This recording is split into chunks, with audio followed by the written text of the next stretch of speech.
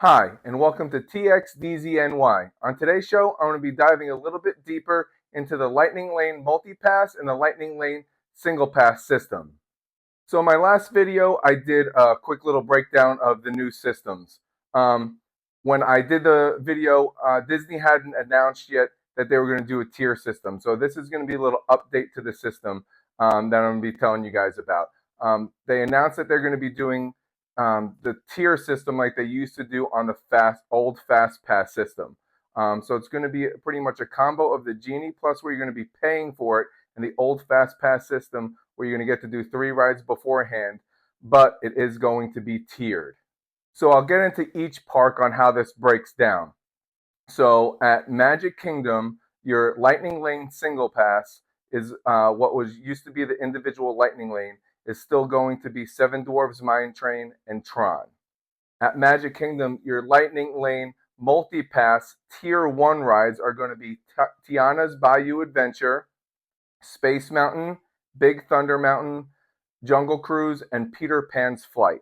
So what that means is you're only going to be able to, when you're booking in advance, be able to do one of those rides, and then all the other rides you get to book 2 of. So you're only going to get to choose one from Tier 1, and then your other 2 selections have to be from the other tier. There's not a Tier 3, it's just a Tier 1 and a Tier 2. So you're going to have to choose one of those in advance that you want to ride, and then choose 2 from the rest of the pool at Magic Kingdom, and I'll dive into what it is at each of the other parks. At Epcot, your Lightning Lane single pass is still going to be Guardians of the Galaxy.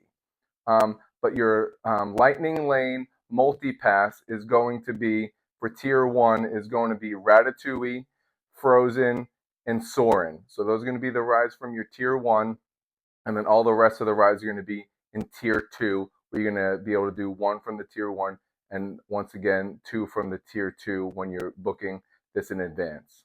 At Hollywood Studios, your Lightning Lane single pass is going to be Rise of the Resistance.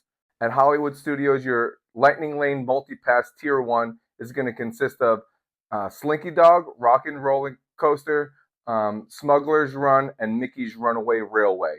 All the other rides will be Tier 2, and so you'll get to do 1 from the Tier 1 like the other parks, and then 2 rides from the second tier. At Animal Kingdom, your Lightning Lane single pass is still going to be Flight of Passage, and Animal Kingdom actually is the only park that has everything in one big pool outside of Flight of Passage. So there is no Tier 1 and Tier 2 at Animal Kingdom. It's going to be that you get to book 3 experiences at Animal Kingdom in any way that you want.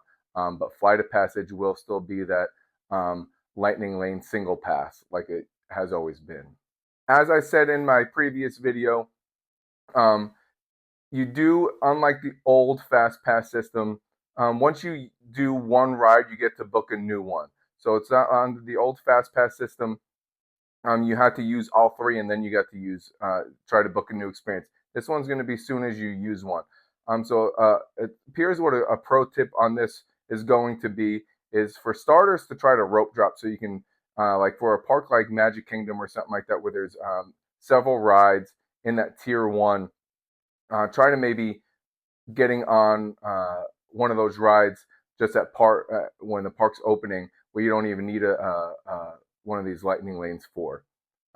Another tip would be to try to get that first Lightning Lane that you can get for right when the park opens, so you can cancel it out to hurry up and get a new one. So if you can make one from 9 o'clock to 10 o'clock, and you're right there in the park, and you can get on that ride right at, let's say, 9:03, let's just say, for example, you're already able to book that 4th experience right away because you use your first experience very, very quickly. So that would be a little bit, the more you can get through those Lightning Lanes, the more rides you'll be able to go on. So I'll wrap this up by saying, after the news of them changing the system, I initially was very excited about it, and that's why I quickly made a video about it. But once I saw Disney release a little bit more information a couple hours later about how this is going to be tiered, made me not as excited about it. I do think it's still better than the old system, where I do think it's great that you are going to be able to do 3 rides in advance,